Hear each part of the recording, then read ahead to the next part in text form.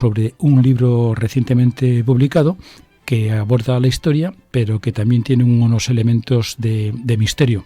Y lo vamos a hacer con su autor, Juan Francisco Quevedo, farmacéutico recientemente jubilado, autor que vive en Santander, que ya ha estado en nuestro programa en otra ocasión, y además un autor que es poliédrico porque ha escrito novela, ha escrito poesía, ha escrito historia y, en fin, un poco de todo. Juan Francisco, buenas tardes. Buenas tardes, Luis. Un placer estar aquí contigo.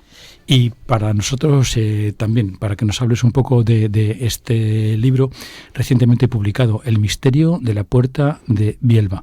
Ya en primer lugar voy a contextualizar un poco. Tú estuviste de farmacéutico en Bielba mucho tiempo, te has jubilado recientemente. Me imagino que, sin entrar todavía en la historia, el libro tiene mucho que ver con Bielba, donde trabajaste entonces, ¿no? Sí, efectivamente. En realidad, todo empieza por una visita que me hace el presidente de la Junta Vecinal, Luis, que es un buen amigo mío, y un día me dice: oye, Juan, ¿tú has visto alguna vez la puerta de Bielba que hay en el Museo Marítimo? Y yo le digo: pues fíjate que he estado veces, porque he llevado a mis hijos muchas veces y un montón de ellas, y no me he fijado nunca. Y me dice: pues fíjate, bueno, y me explicó un poco cómo había aparecido en una cuadra de Bielba y demás, y bueno, y a raíz de eso me dice: pues fíjate, vas a leer un estudio que han hecho unos profesores de la Autónoma de Madrid, Carlos Arteaga y Carolina Garmendia, de la de Cantabria, en fin, alguna otra profesora más de la Autónoma de Madrid, y me trajo el estudio y un romance de su abuelo, de un hermano del zurdo de Bielba, que editaba una revista allí muy importante entre el año 15 y el 20, cuando no había ningún medio de comunicación más que eso, y la única manera de informarse, además de informar de temas nacionales, internacionales, informaba de temas locales, teniendo corresponsales pues en Pesúes, en Buentenanza y tal, informaban de la gente que iba y venía a América, en fin, era un periódico semanal y era el medio que tenía la gente allí para... Y este hombre publicó allí por entregas un romance al estilo clásico, octosílabo, con rimas en los impares, etcétera. Y me trajo las dos cosas, el estudio y el romance de Heraclio González Vinolés, hermano de Rogelio, que era como se llamaba el zurdo. Y me dice que si puedo hacer algo, que a ver si me animaba a hacer algo con ello y tal. Y digo: bueno, voy a leerlo lo primero. Bueno, y al final ha salido esta novela de misterio que, basada en ese estudio, al final es una crónica novelada, pues a través de una serie de personajes que, si quieres, ya luego te comento, pues ha surgido esta novela. Curiosamente, vamos primero con el azar, que es lo que hace muchas veces que se arranque una novela a partir de ella, ¿no? Hay autores que crean en su estudio, en su casa, piensan una historia, la idean, pero otras veces surge de la casualidad. En este caso, esta puerta que estuvo allí.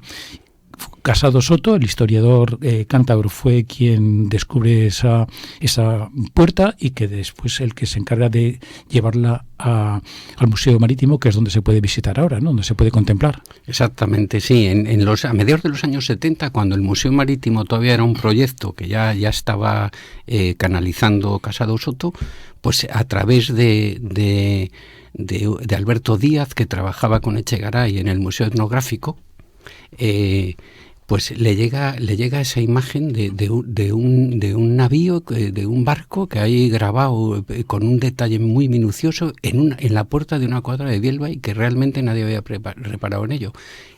Él se acerca a Bielba, calculamos que a través de Alberto Díaz, y allí concierta una cita con el dueño de la puerta y con el carpintero, el ebanista que la estaba en ese momento arreglando, que resulta que era el hijo de ese Heraclio que te he hablado, y allí inmediatamente llegan a un acuerdo.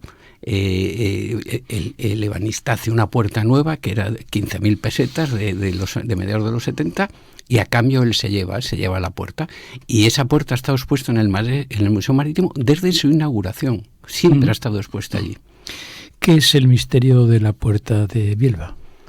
Bueno, pues a raíz de interesó muchísimo a estos profesores cuando vieron la puerta en el museo, y que hacía un navío de línea tan minuciosamente tallado y con la precisión que estaba en una puerta de una cuadra. Y entonces empezaron las investigaciones, las pruebas que hicieron, y de ahí ya empezaron a desentrañar ese misterio, ¿no?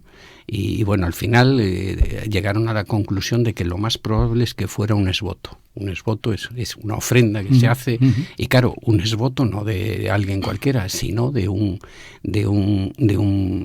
alguien relacionado con la mar, evidentemente, y que conociera muy bien el barco en cuestión. Entonces, después de las investigaciones, llegaron a la conclusión de que además de un esvoto, por las características del navío, probablemente fuera el Montañés, un navío que estuvo en Trafalgar y que luego se hundió unos años después, 5 años después, en la bahía de Cádiz.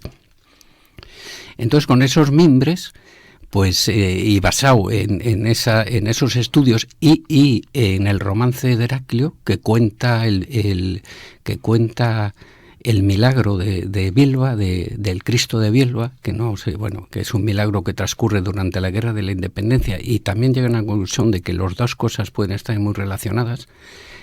Pues yo ideo una historia a través de dos personajes muy distintos que les hago naufragar. Uno va a ser un grumete de la Santísima Trinidad, el navío de línea de 4 puentes más grande era una fortaleza flotante que le hunde Nelson en Trafalgar. Y ese muchacho, que yo le llamo Gabriel Galán, pues es el Gabriel de Araceli de la primera serie de los episodios nacionales de Galdós. Y lo curioso es cómo Galdós llega a que este Gabriel protagonice esa primera serie de los episodios nacionales, que es la que transcurre durante la Guerra de la Independencia. Empieza en Trafalgar y bueno, Gerona, Zaragoza, acaba en la batalla de los Arapiles. Pues eso transcurre porque le presenta, un día Amor de Escalante le dice que le va a presentar al último superviviente de Trafalgar, y le presenta a un señor pequeñín, enjuto, muy mayor, que se llama Gabriel Galán, y efectivamente le cuenta, y eso le impresiona, parece ser de tal manera que al final le convierte en ese Gabriel de Araceli, que acaba siendo en los episodios nacionales al final oficial. ¿El contexto histórico es finales del 18 y principios del 19? Exactamente. Transcurre en aquella España de los últimos estertores de Carlos IV y sobre todo con Napoleón ya en Madrid, con Murat al frente de las tropas madrileñas, etcétera. Sí. Supongo que ha supuesto una investigación exhaustiva, documentación. ¿Dónde la has encontrado fundamentalmente? ¿Otros libros, hemerotecas? Sí, no, fundamentalmente en otros libros, por supuesto en los episodios nacionales, en los diarios de Galdós, donde transcribo con exactitud la parte esa en la de que Amor de Escalante le presenta a Gabriel, y luego, claro, aprovechas para muchas historias interconectadas. Yo a los náufragos les hago ir al convento de San Francisco de Cádiz, que es ahí justo durante 100 años. Antes había estado el Tritón de Lérganes, el hombre P de Lérganes. Entonces, bueno, ahí va a escribir un memorial, el otro personaje del que no te he hablado, que va a ser un cartógrafo del Montañés. Y bueno, ahí vamos tramando una historia. Lo importante es que las averiguaciones históricas, hacerlas creíbles desde la ficción. Es que lógicamente estos libros que se basan o tienen una componente histórica tienen que ser rigurosos, pero abordar la historia con tantas lagunas como hay supone también una interpretación. Entonces, entre el rigor histórico y luego rellenar las lagunas históricas supone un importante riesgo, casi podría decir, ¿no? Porque, por otro lado, hay que reconocer que estamos con una novela, es una ficción, por lo tanto, una parte de rigor histórico, de verdad, pero otra es la que recrea el autor. Sí, tú mismo lo has dicho, Luis, es una obra de creación, pero de alguna manera, digamos que la parte ficticia pudo haber sido, pero no tiene por qué haber sido. ¿Qué es lo que más te ha costado? ¿Esa parte de la documentación o rellenar estas lagunas históricas con imaginación, pero al mismo tiempo con un punto de credibilidad, de verdad? Exacto, ¿no? Pues al final empiezas la novela, vas arrancando, y tú lo que quieres hacer es ir encajando dentro de la historia que estás creando, la parte verídica de la historia, irlas encajando como en un puzzle y hacerlo sobre todo creíble sin faltar al rigor histórico.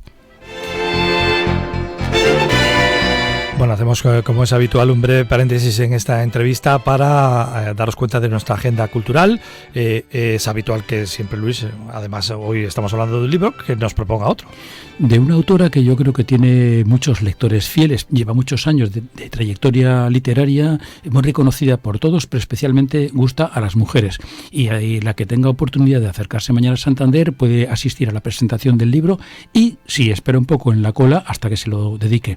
Me refiero al último libro de Rosa Montero, que se titula Animales difíciles y que publica Seix Barral. En el Madrid de 2111, la detective Bruna Husky es contratada para investigar un atentado terrorista en las instalaciones de Eternal, una gran empresa tecnológica. Con este libro, Rosa Montero cierra el ciclo sobre esta investigadora llamada Bruna Husky. Animales difíciles, mañana se presenta en Santander, de Rosa Montero. Bueno, afortunadamente el abanico del teatro, de las opciones teatrales, le tenemos muy abierto, ¿no?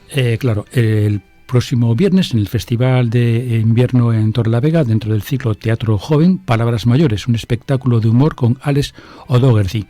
Y el sábado, también en el Concha Espina, un delicado equilibrio, dos matrimonios y la amistad entre ellos es el eje de esta obra.